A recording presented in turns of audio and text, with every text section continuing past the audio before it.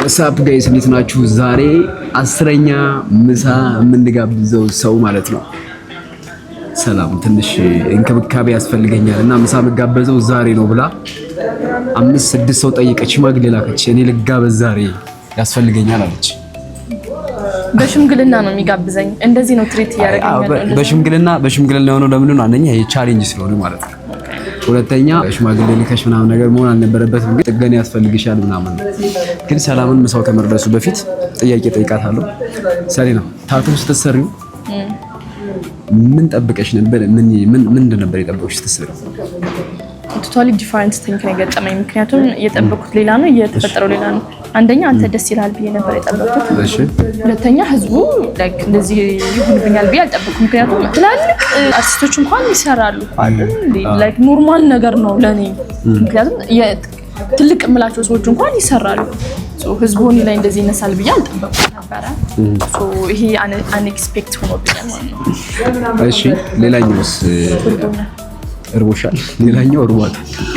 እኔ አልጠበኩም። ለኔ ብትነግረኝ ኑሮ ማለት ነው አላሰራትም ነበር። ምክንያቱም ይሄ እዚህ ጋር ያለው ታቶ ራሱ የእንትኑ ደጋግሜ የሚለው ነው የሚመስላችሁ። ያን በፊት የተሰራችሁ ስለሆነ እኔ ጋር ሆነ አይደለም። ይሄኛውን ግን ከኔ ጋር ሆና ስለሰራችሁ እኔ ማወቅ ነበረብኝ፣ መናገር ነበረባት ማለት። በሷ ቤት ሰርፕራይዝ ማድረጓ ነው አይደለም?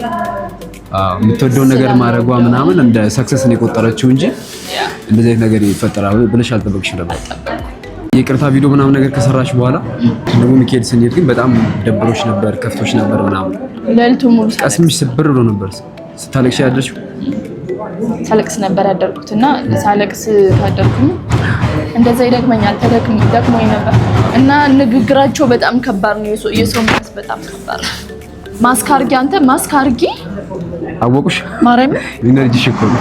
አንቺ 2 እና 3 እናት የተነጋገሩኝ ንግግር ከዚህ በኋላ እንደዚህ ስህተት አሰሪ አልሰራም።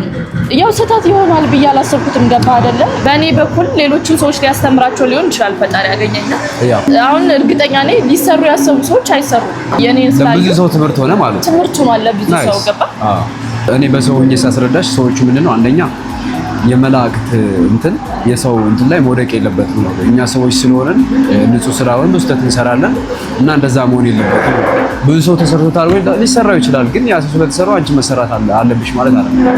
አብዛኛው ሰው ደግሞ ከኔ ጋር ስትሰሪ ስለምታውቂ የኔ ፐርሰናሊቲ ደግሞ እንደዛ አይደለም። ስርዓት ያለው በደንብ ነው። ይሄ ደግሞ ከስርዓት የወጣ ነገር ሆነባቸው። እንደ አንድ ኦርቶዶክስ እምነት ተከታይ ለመላእክት ምን ያክል ክብር እንዳለ ታውቂያለሽ። ምን ያክል እንደሚወዱንና እንደሚጠብቁን በደንብ ታውቂያለሽ።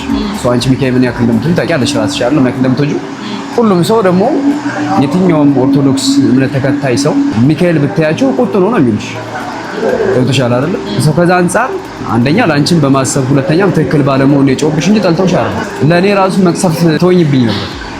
መቅሰፍት ላንቺ የተላከለኔ ማለት ነው። ውድ የሀገሬ ሰዎች፣ ውድ ኢትዮጵያውያን ይቅርታ ስላደረጋችሁላት ደስ ብሎኛል። ያው አንዳንድ እንደዚህ ስህተት ይፈጠራል፣ ግን ደግሞ ስህተቱን ቶሎ ማረም ጥሩ ነገር ነውና ሰዎች ስንባል ሃይ ባይ የሆነ ጋይዳንስ እንፈልጋለን።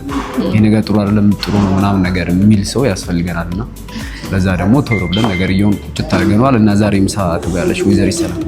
ትሪት እያደረገኝ አይደለም። አበባ ግዛልኝ ብዬ ነው የገዛሁት። ቅድም ገዛሁልሽ፣ አንቺ ችጋራም ገዛሁልሽ አይደል እኮ። አሁን ደግሞ ገዛልኝ፣ ግን ግዛልኝ ብዬ ምንድን ነው ያዘዘችው? 2 ምግብ ነው ያዘዘችው በነገራችን ላይ የጾም ፒዛና አሳን ያዘዘችው።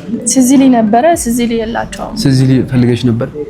እኔ ጓልኩ አይሆንም ማለት በጣም ከባድ ነው። የምር ምንም ያክል የምወዳቸው ሰዎች ቢኖርኝ ታቷን እንነቀሳቸው። ቆዳዬ ውጭ ነው ማለት ነው። ሰው የሆነን አካል ስንወደው በቆዳችን ከሆነ የምንወደው ወይ ደግሞ በመላሳችን ከሆነ ጥሩ አይደለም። ከዛ የዘለለ በልባችን በማይታየው በነፍሳችን መውደድ አለብን። ካልሆነ ዝም ብሎ ነው ማለት ነው። ስለዚህ ሰሊና ሰው ሁሉ ኮመንት ላይ ያው ሁሉ ሲጽፍ ማለት ነው ያ ሁሉ ስድብ ያው ሁሉ ማለት አረ መንገር ላይ ማስካርጌ መንገር ላይ ሰልማሪያም አስቆመው በዛች ሞመንት ላይ ነበረች ስሜት እንዴት ነበረች? እነሱ ምንም ነገር ኃጢያት ሰርተው እንደማያውቁና እኔ የነሱን እንዳለ ኃጢያት እንደሰራው ነው የተሰማኝ። በቃ ለኔ በዛ ሰዓት ንጹሃን ናቸው። ለኔ በቃ የሆነ ፈጣሪ መቶ ይናገረኝ ነው እየመሰለኝ የነበረው።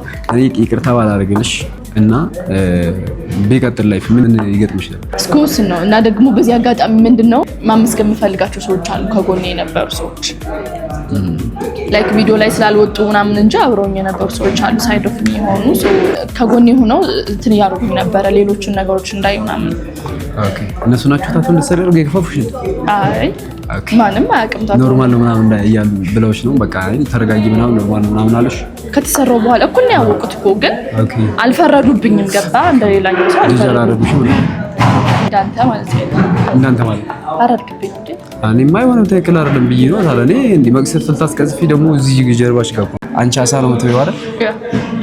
እየመጣ ነው በቃ እስካሁን አልበላሁም። የፍቅር አምላክ የፍቅር አምላክ አረድ ትሪት አደረግሻለሁ ምናምን አንቺ ረዛሽ የራስሽን ብይ ድሮማ አንቺ ተሳስተሽ ወደዚህ እንዳትመጪ እሺ? ተሳስተሽ ወደዚህ እንዳትመጪ አደራ። ማንኪያ ምናምን እዛው ራስሽን ቻይ። ይሄ ምግባችን ግን እንዴት ነው? ይሄ የባምዳስ የጾም ፒዛ ነው። አሳ ኮትሌታቸው ደግሞ ይሄን ይመስላል ማለት ነው። ጸዴ ነው በጣም ሰሊና እየበላች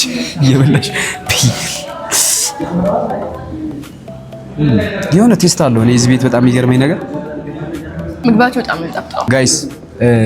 ባምዳስ ሲኒማ ማለት ነው የ30 ቀን ቻሌንጁን ስናዘጋጅ ችግር የለውም እኔ ያለሁላችሁ ምንም እንዳታስቡ ብሎ የ30 ቀን ቻሌንጁን ስፖንሰር የሆነን ባምዳስ ሲኒማ ነው። ባምዳስ ሲኒማ ማለት ነው ሰፊ ፓርኪንግ አለ።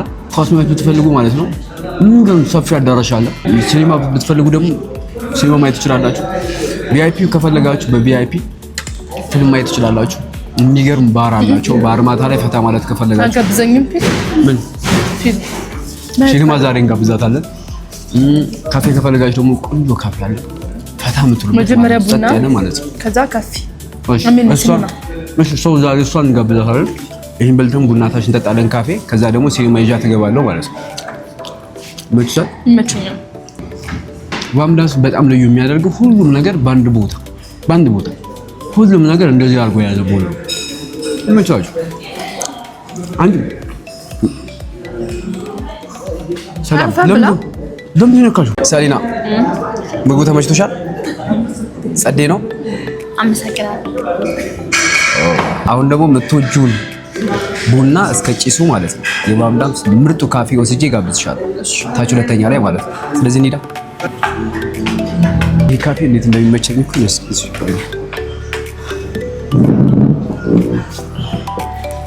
ቴንክ ዩ።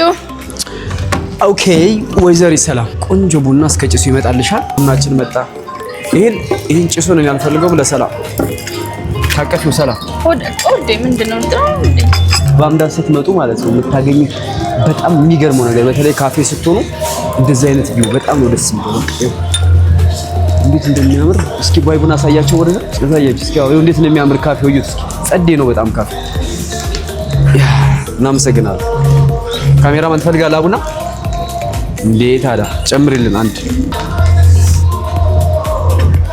አቃጥልሽኝ እኮ እኔ በቃ አንቺ ስትቀጂ ሁሌ ተፈናጥሮ ያቃጥለኛል። ለምንድን ነው?